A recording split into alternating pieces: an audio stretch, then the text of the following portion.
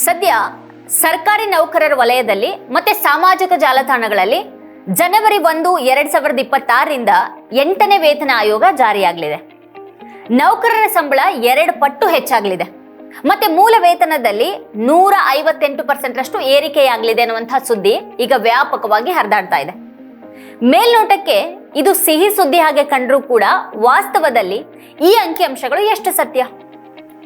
ಈ ಸಂಬಳ ದುಪ್ಪಟ್ಟು ಅನ್ನುವಂಥ ಮಾತು ತಾಂತ್ರಿಕವಾಗಿ ಸರಿನಾ ಅನ್ನೋದನ್ನ ನಾವು ಸರಿಯಾಗಿ ಮೊದಲು ಅರ್ಥ ಮಾಡ್ಕೊಳ್ಬೇಕಾಗಿದೆ. ವೇತನ ಆಯೋಗ ಅಂದ್ರೇನು? ಅದು ಹೇಗೆ ಕೆಲಸ ಮಾಡುತ್ತೆ? ಭಾರತದಲ್ಲಿ ಕೇಂದ್ರ ಸರ್ಕಾರ ನೌಕರರ ಜೀವನ ಮಟ್ಟವನ್ನು ಸುಧಾರಿಸೋದಿಕ್ಕೆ ಮತ್ತೆ ಹಣದುಬ್ಬರಕ್ಕೆ ತಕ್ಕ ಹಾಗೆ ಸಂಬಳವನ್ನು ಪರಿಷ್ಕರಿಸೋದಿಕ್ಕೆ ಸರ್ಕಾರ ಪ್ರತಿ 10 ವರ್ಷಗಳಿಗೊಮ್ಮೆ ವೇತನ ಆಯೋಗವನ್ನು ರಚನೆ ಮಾಡುತ್ತೆ. ಸ್ವಾತಂತ್ರ್ಯದ ನಂತರ ಇಲ್ಲಿಯವರೆಗೆ ಅಂಥ 7 ಆಯೋಗಗಳು ರಚನೆಯಾಗಿವೆ. ಈ ಆಯೋಗವು ಬೆಲೆ ಏರಿಕೆ, ಸರ್ಕಾರದ ಬಜೆಟ್ ಮತ್ತೆ ನೌಕರರ ಅಗತ್ಯಗಳನ್ನು ಪರಿಗಣಿಸಿ ಸಂಬಳ ಎಷ್ಟು ಹೆಚ್ಚು ಮಾಡಬೇಕು ಅಂತ ಶಿಫಾರಸ್ ಮಾಡುತ್ತೆ.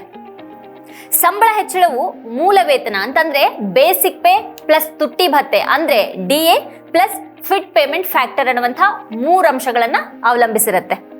ನಾವು ಸಂಬಳದ ಲೆಕ್ಕಾಚಾರಕ್ಕೆ ಇಳಿಯೋ ಮುನ್ನ ಇಲ್ಲಿ ಸರ್ಕಾರಿ ನೌಕರರ ಸಂಬಳವನ್ನ ನಿರ್ಧಾರ ಮಾಡುವಂಥ ಈ 3 ಪ್ರಮುಖ ಪದಗಳ ಅರ್ಥಗಳನ್ನ ಸರಿಯಾಗಿ ತಿಳಿದುಕೊಳ್ಳೋಣ. ಇವುಗಳನ್ನ ಅರ್ಥ ಮಾಡ್ಕೊಂಡ್ರೆ ಮಾತ್ರನೇ ಮುಂದಿನ ಲೆಕ್ಕಾಚಾರ ನಮಗೆ ಗೊತ್ತಾಗತ್ತೆ. ಇಲ್ಲಿ ಮೊದಲನೇದಾಗಿ ಮೂಲ ವೇತನ ಅಂದ್ರೆ ಬೇಸಿಕ್ ಪೇ. ಇದು ನಿಮ್ಮ ಸಂಬಳದ ತಳಹದಿ ಅಥವಾ ಅಡಿಪಾಯ ಇದ್ದ ಹಾಗೆ. ಯಾವುದೇ ಭತ್ಯೆಗಳನ್ನ ಸೇರಿಸೋ ಮುನ್ನ ನಿಮ್ಮ ಹುದ್ದೆ ಮತ್ತೆ ಶ್ರೇಣಿಗೆ ಅನುಗುಣವಾಗಿ ಸರ್ಕಾರ ನಿಗದಿಪಡಿಸುವಂತಹ ಕನಿಷ್ಠ ಸ್ಥಿರ ಮೊತ್ತ ಇದು.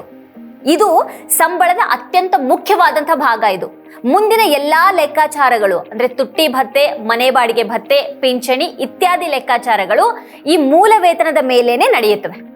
ಇನ್ನು ಎರಡನೇದಾಗಿ ತುಟ್ಟಿ ಭತ್ಯೆ, DA ಅಂದ್ರೆ ಡಿಯರ್ನೆಸ್ ಅಲವೆನ್ಸ್. ಇದನ್ನ ನಾವು ಆಡು ಭಾಷೆಯಲ್ಲಿ ಬೆಲೆ ಏರಿಕೆ ಭತ್ಯೆ ಅಂತ ಹೇಳಬಹುದು. ಮಾರುಕಟ್ಟೆಯಲ್ಲಿ ಅಕ್ಕಿ, ಬೇಳೆ, ಪೆಟ್ರೋಲ್ ಮುಂತಾದ ಅಗತ್ಯ ವಸ್ತುಗಳ ಬೆಲೆ ದಿನದಿಂದ ದಿನಕ್ಕೆ ಹೆಚ್ಚಾಗ್ತಾನೆ ಇರುತ್ತೆ. ಇದನ್ನೇ ನಾವು ಹಣದುಬ್ಬರ ಅಂತ ಹೇಳೋದು. ಈ ಬೆಲೆ ಏರಿಕೆಯನ್ನ ನಿಭಾಯಿಸೋದಿಕ್ಕೆ ಮತ್ತೆ ಜೀವನ ನಿರ್ವಹಣೆ ಮಾಡೋದಿಕ್ಕೆ ಸರ್ಕಾರವು ತನ್ನ ನೌಕರರಿಗೆ ಮೂಲ ವೇತನದ ಜೊತೆಗೆ ನೀಡುವಂತ ಹೆಚ್ಚುವರಿ ಹಣನೇ ಈ ತುಟ್ಟಿ ಭತ್ಯೆ. ಬೆಲೆಗಳು ಏರಿದ ಹಾಗೆಲ್ಲ ಸರ್ಕಾರ ಈ DA ಶೇಕಡಾವಾರನ ಅಂದ್ರೆ ಉದಾಹರಣೆಗೆ 40% ಅಥವಾ 50% ಹೆಚ್ಚು ಮಾಡ್ತಾ ಹೋಗುತ್ತೆ. ತುಟ್ಟಿ ಭತ್ಯೆಯ ಲೆಕ್ಕಾಚಾರವನ್ನ ಅರ್ಥ ಮಾಡ್ಕೊಳ್ಳೋದಿಕ್ಕೆ ಇಲ್ಲಿ ಒಂದು ಸರಳ ಉದಾಹರಣೆಯನ್ನ ನಾವು ತೆಗೆದುಕೊಳ್ಳೋಣ. ಪ್ರತಿಯೊಂದು ಹೊಸ ವೇತನ ಆಯೋಗ ಬಂದಾಗ್ಲೂ DA ಮೀಟರ್ ಅನ್ನ ಶೂನ್ಯಕ್ಕೆ ರಿಸೆಟ್ ಮಾಡಲಾಗುತ್ತೆ. ಇದು ಹೇಗೆ ಅಂತ ಅಂದ್ರೆ ಹಳೆಯ ಆಯೋಗದ ಅವಧಿಯಲ್ಲಿ ಜಮೆ ಆದಂತ ಅಷ್ಟೂ ತುಟ್ಟಿ ಭತ್ಯೆಯನ್ನ ನಿಮ್ಮ ಮೂಲ ವೇತನಕ್ಕೆ ಸೇರಿಸ್ಬಿಡ್ಲಾಗುತ್ತೆ. ಈ ರೀತಿ ವಿಲೀನವಾದ ನಂತರ ಹೊಸ ಆಯೋಗದ ಮೊದಲ ದಿನದಂದು ನಿಮ್ಮ ತುಟ್ಟಿ ಭತ್ಯೆ 0% ಆಗಿರುತ್ತೆ. ಅದಾದ ನಂತರ ಪ್ರತಿ 6 ತಿಂಗಳಿಗೊಮ್ಮೆ ಜನವರಿ ಮತ್ತೆ ಜುಲೈನಲ್ಲಿ ಮಾರುಕಟ್ಟೆ ಬೆಲೆ ಏರಿಕೆಗೆ ಅನುಗುಣವಾಗಿ ಸರ್ಕಾರ 2%, 3% ಅಥವಾ 4% DAನ್ನ ಹೆಚ್ಚು ಮಾಡ್ತಾ ಹೋಗುತ್ತೆ. ಇದು 10 ವರ್ಷಗಳ ಅವಧಿಯಲ್ಲಿ ಹನಿ ಹನಿಗೂಡಿ ಹಳ್ಳವಾಗುವಂತೆ ಒಂದು ದೊಡ್ಡ ಮೊತ್ತ ಆಗುತ್ತೆ. ಇದು ಈಗ ನಾವು ಇತಿಹಾಸವನ್ನ ಗಮನಿಸೋಣ. 2006ರಲ್ಲಿ 6ನೇ ವೇತನ ಆಯೋಗ ಜಾರಿಯಾದಾಗ ಈ ತುಟ್ಟಿ ಭತ್ಯೆ 0% ಇತ್ತು. ಆದ್ರೆ ಆ ದಶಕದಲ್ಲಿ ದೇಶದಲ್ಲಿ ಹಣದುಬ್ಬರ ಮತ್ತೆ ಬೆಲೆ ಏರಿಕೆ ವಿಪರೀತವಾಗಿತ್ತು. ಪ್ರತಿ 6 ತಿಂಗಳಿಗೊಮ್ಮೆ ಸರ್ಕಾರ ದೊಡ್ಡ ಪ್ರಮಾಣದಲ್ಲಿ DA ಹೆಚ್ಚಳ ಮಾಡ್ತಾ ಹೋಯ್ತು. ಜುಲೈ 2006ರಲ್ಲಿ 2% ಇದ್ದದ್ದು ಜನವರಿ 2007ರಲ್ಲಿ 6% ಆಯ್ತು. ಈ ರೀತಿ ಏರ್ತಾ ಹೋಗಿ 2014 ಮತ್ತೆ 2015 ಹೊತ್ತಿಗೆ ಈ DA 100% ದಾಟ್ತು. ಅಂತಿಮವಾಗಿ 6ನೇ ವೇತನ ಆಯೋಗದ ಅವಧಿ ಮುಗಿಯೋ ಹೊತ್ತಿಗೆ ಅಂದ್ರೆ 2016ರ ಹೊತ್ತಿಗೆ ತುಟ್ಟಿ ಭತ್ಯೆ 125% ತಲುಪ್ತು. ಅಂದ್ರೆ ನೌಕರನ ಮೂಲ ವೇತನ 100 ರೂಪಾಯಿ ಇದ್ರೆ ಭತ್ಯೆನೇ ಇಲ್ಲಿ 125 ರೂಪಾಯಿ ಸಿಗ್ತಾ ಇತ್ತು. ಈಗ ಪ್ರಸ್ತುತ ನಡೀತಾ ಇರುವಂತಹ 7ನೇ ವೇತನ ಆಯೋಗದ ಕಥೆಯನ್ನ ನೋಡೋಣ. ಈಗ 2016ರಲ್ಲಿ 7ನೇ ಆಯೋಗ ಜಾರಿಯಾದಾಗ ಈ ಹಳೆಯ 125% DAಯನ್ನ ಮೂಲ ವೇತನದಲ್ಲಿ ವಿಲೀನಗೊಳಿಸಿ ಮತ್ತೆ DAಯನ್ನ 0% ಇಂದ ಆರಂಭ ಮಾಡಲಾಯಿತು. ಆರಂಭದಲ್ಲಿ ಈ ಏರಿಕೆ ಸಾಮಾನ್ಯ ಆಗಿತ್ತು. ಆದ್ರೆ 2020ರಲ್ಲಿ ಕರೋನಾ ಮಹಾಮಾರಿ ಅಪ್ಪಳಿಸಿತು. ಆರ್ಥಿಕ ಸಂಕಷ್ಟದ ಕಾರಣ ಸರ್ಕಾರವು ಸುಮಾರು 18 ತಿಂಗಳ ಕಾಲ ಈ ತುಟ್ಟಿ ಭತ್ಯೆ ಏರಿಕೆಯನ್ನ ತಡೆ ಹಿಡಿತು. ಇದು DA ಏರಿಕೆ ವೇಗಕ್ಕೆ ದೊಡ್ಡ ಬ್ರೇಕ್ ಹಾಕ್ತು. ಈಗ 2025-26ರ ಅಂತ್ಯಕ್ಕೆ ನಾವೆಲ್ಲ ಬಂದು ನಿಂತಿದ್ದೀವಿ. ಪ್ರಸ್ತುತ ಟ್ರೆಂಡ್ ಅನ್ನ ನೋಡಿದ್ರೆ 2026ರ ಜನವರಿ ವೇಳೆಗೆ ತುಟ್ಟಿ ಭತ್ಯೆ ಕೇವಲ 58% ಇಂದ 60% ಆಸುಪಾಸಿನಲ್ಲಿರಬಹುದು ಅಂತ ಅಂದಾಜು ಮಾಡಲಾಗಿದೆ. ಇಲ್ಲಿ ಗಮನಿಸಬೇಕಾದಂತಹ ಮುಖ್ಯ ಅಂಶ ಏನು ಅಂತ ಅಂದ್ರೆ 2016ರಲ್ಲಿ ನೌಕರರ ಕೈಯಲ್ಲಿದ್ದು 125% DA. ಆದ್ರೆ 2026ರಲ್ಲಿ ನೌಕರರ ಕೈಯಲ್ಲಿರೋದು ಅಂದಾಜು 58% DA ಮಾತ್ರನೇ. ಹಿಂದಿನ ಆಯೋಗಕ್ಕೆ ಇದನ್ನ ಹೋಲಿಕೆ ಮಾಡಿದ್ರೆ ಈ ಬಾರಿ ತುಟ್ಟಿ ಭತ್ಯೆಯ ಪ್ರಮಾಣ ಅರ್ಧಕ್ಕಿಂತನೂ ಕಡಿಮೆ ಇದೆ. ಇದೇ ಕಾರಣಕ್ಕೆ 8ನೇ ವೇತನ ಆಯೋಗದಲ್ಲಿ ಸಂಬಳ ಹೆಚ್ಚಾದ್ರೂ ಕೂಡ ಅದು ಹಿಂದಿನ ಬಾರಿ ಹಾಗೆ ಬೃಹತ್ ಜಿಗಿತ ಇರೋದಿಲ್ಲ ಅಂತ ತಜ್ಞರು ವಿಶ್ಲೇಷಿಸ್ತಾ ಇದ್ದಾರೆ. ಇನ್ನು ಮೂರನೇದಾಗಿ ಫಿಟ್ಮೆಂಟ್ ಫ್ಯಾಕ್ಟರ್. ಇದು ವೇತನ ಆಯೋಗದ ಮ್ಯಾಜಿಕ್ ನಂಬರ್ ಅಥವಾ ಅತ್ಯಂತ ನಿರ್ಣಾಯಕ ಸಂಖ್ಯೆ. ಹಳೆಯ ವೇತನ ಆಯೋಗ ಮುಗಿದು ಹೊಸ ವೇತನ ಆಯೋಗ ಜಾರಿಗೆ ಬರುವಾಗ ನಿಮ್ಮ ಹಳೆಯ ಮೂಲ ಮೊತ್ತವನ್ನ ಹೊಸ ಮತ್ತೆ ಹೆಚ್ಚಿದ ಮೂಲ ವೇತನವನ್ನಾಗಿ ಪರಿವರ್ತಿಸೋದಕ್ಕೆ ಬಳಸುವಂತಹ ಗುಣಾಕಾರದ ಸಂಖ್ಯೆ ಅಂದ್ರೆ ಮಲ್ಟಿಪ್ಲೈಯರ್ ಇದಾಗಿದೆ. ಸರ್ಕಾರವು ದೇಶದ ಆರ್ಥಿಕ ಸ್ಥಿತಿ ಮತ್ತೆ ಹಣದುಬ್ಬರವನ್ನ ನೋಡಿ ಈ ಸಂಖ್ಯೆಯನ್ನ ಅಂದ್ರೆ ಉದಾಹರಣೆಗೆ 2.57 ಅಥವಾ 3.0 ನಿರ್ಧಾರ ಮಾಡುತ್ತೆ. ನಿಮ್ಮ ಹಳೆಯ ಮೂಲ ವೇತನವನ್ನ ಈ ಸಂಖ್ಯೆಯಿಂದ ಗುಣಿಸಿದಾಗ ನಿಮ್ಮ ಹೊಸ ಮೂಲ ವೇತನ ಸಿಗತ್ತೆ. ಸಂಬಳ ಹೇಗೆ ಹೆಚ್ಚಾಗುತ್ತೆ ಅನ್ನೋದನ್ನ ಅರ್ಥ ಮಾಡ್ಕೊಳ್ಳೋದಿಕ್ಕೆ ನಾವು ಹಿಂದಿನ ಅಂದ್ರೆ 6ನೇ ಮತ್ತೆ 7ನೇ ವೇತನ ಆಯೋಗದ ನೈಜ ಅಂಕಿಅಂಶಗಳನ್ನ ಇಲ್ಲಿ ಉದಾಹರಣೆಯಾಗಿ ತೆಗೆದುಕೊಳ್ಳೋಣ. 6ನೇ ವೇತನ ಆಯೋಗದಿಂದ 7ನೇ ಆಯೋಗಕ್ಕೆ ಆದಂತಹ ಬದಲಾವಣೆ ಹೇಗಿತ್ತು? 6ನೇ ವೇತನ ಆಯೋಗದ ಅವಧಿ ಮುಗಿಯೋ ಹೊತ್ತಿಗೆ 2016ರಲ್ಲಿ ಒಬ್ಬ ತೀರಾ ಕೆಳಹಂತದ ಸರ್ಕಾರಿ ನೌಕರನ ಸಂಬಳದ ಸ್ಥಿತಿ ಹೇಗಿತ್ತು? ಹಳೆಯ ಮೂಲ ವೇತನ ಅಂದ್ರೆ ಬೇಸಿಕ್ ಪೇ 7,000 ರೂಪಾಯಿ, ತುಟ್ಟಿ ಭತ್ಯೆ ಅಂದ್ರೆ DA 125%, ಅಂದ್ರೆ 7,000 ರೂಪಾಯಿಗೆ ಈ 8,750 ರೂಪಾಯಿ ಭತ್ಯೆ ಸಿಗ್ತಾ ಇತ್ತು. ಒಟ್ಟು ಕೈಗೆ ಸಿಗ್ತಾ ಇದ್ದಂತಹ ಸಂಬಳ 7,000 ರೂಪಾಯಿ ಪ್ಲಸ್ ಈ 8,750 ಇಸ್ ಈಕ್ವಲ್ ಟು 15,750 ರೂಪಾಯಿ. 7ನೇ ವೇತನ ಆಯೋಗ ಜಾರಿಯಾದಾಗ ಏನಾಯ್ತು? ಸರ್ಕಾರವು 2.57 ಫಿಟ್ಮೆಂಟ್ ಫ್ಯಾಕ್ಟರ್ ಅನ್ನ ಘೋಷಣೆ ಮಾಡಿತು. ಹಳೆಯ ಮೂಲ ವೇತನ 7,000 ರೂಪಾಯಿ ಇಂಟು 2.57 ಇಸ್ ಈಕ್ವಲ್ ಟು 17,990 ರೂಪಾಯಿ. ಇದು ಹೊಸ ಮೂಲ ವೇತನ ಆಯ್ತು. ಜನರ ತಪ್ಪು ಕಲ್ಪನೆ ಏನು ಅಂತ ಅಂದ್ರೆ ಜನರು 7,000 ರೂಪಾಯಿ ಇದ್ದಂತಹ ಸಂಬಳ 18,000 ರೂಪಾಯಿ ಆಯ್ತು ಅಂದ್ರೆ ಸಂಬಳ 2 ಪಟ್ಟು ಹೆಚ್ಚಾಯ್ತು ಅಂತ ಅಂದ್ಕೊಂಡ್ರು. ಆದ್ರೆ ವಾಸ್ತವ ಹಾಗಲ್ಲ.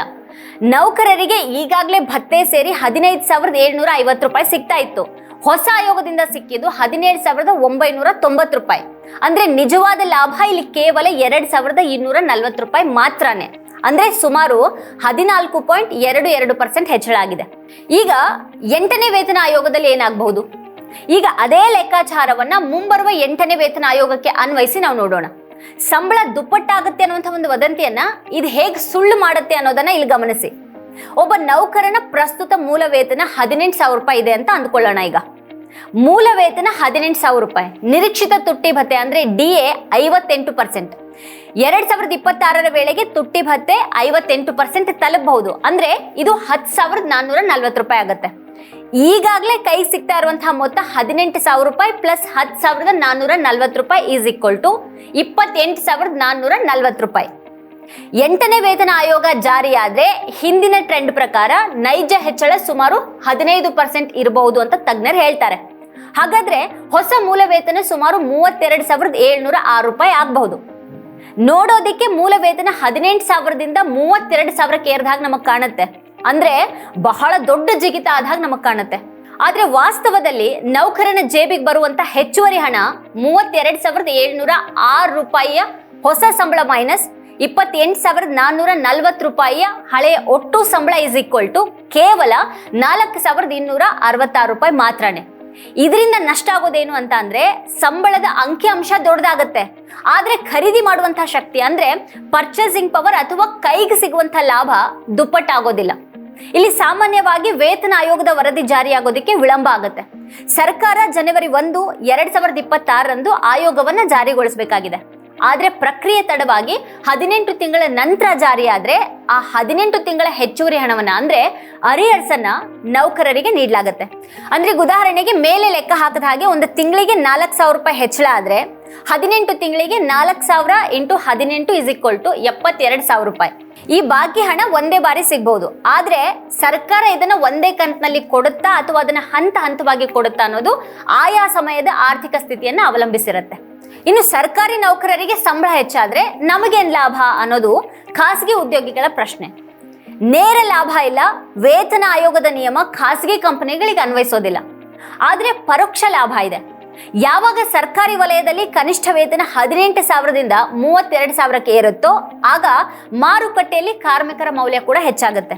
ಇದರಿಂದ ಖಾಸಗಿ ಕಂಪನಿಗಳು ಕೂಡ ಪ್ರತಿಭಾವಂತ ಉದ್ಯೋಗಿಗಳನ್ನ ಉಳಿಸ್ಕೊಳ್ಳೋದಿಕ್ಕೆ ತಮ್ಮ ಸಂಬಳದ ಪ್ಯಾಕೇಜ್ಗಳನ್ನ ಪರಿಷ್ಕರಿಸುವಂತ ಒತ್ತಡಕ್ಕೆ ಸಿಲುಕ್ತವೆ. 8ನೇ ವೇತನ ಆಯೋಗದಿಂದ ಸಂಬಳ ಹೆಚ್ಚಳ ಆಗೋದು ಖಚಿತ, ಆದ್ರೆ ಸಂಬಳ ಡಬಲ್ ಆಗತ್ತೆ ಅನ್ನೋದು ಕೇವಲ ಒಂದು ಗಣಿತದ ಭ್ರಮೆ. ಇದು ತುಟ್ಟಿ ಭತ್ಯೆಯನ್ನ ಮೂಲ ವೇತನದಲ್ಲಿ ವಿಲೀನಗೊಳಿಸೋದ್ರಿಂದ ಮೂಲ ವೇತನದ ಸಂಖ್ಯೆ ಹಿರಿಯದಾಗಿ ಕಾಣುತ್ತೆ. ವಾಸ್ತವದಲ್ಲಿ ನೌಕರರಿಗೆ ಸಿಗುವಂತ ನಿವ್ವಳ ಲಾಭ ಸಾಧಾರಣ ಮಟ್ಟದಲ್ಲೇ ಇರುತ್ತೆ. ಆದ್ರಿಂದ ಸಾಮಾಜಿಕ ಜಾಲತಾಣದ ವದಂತಿಗಳಿಗಿಂತ ಸರ್ಕಾರದ ಅಧಿಕೃತ ಫಿಟ್ಮೆಂಟ್ ಫ್ಯಾಕ್ಟರ್ ಘೋಷಣೆಗಾಗಿ ಕಾಯೋದು ಸೂಕ್ತ.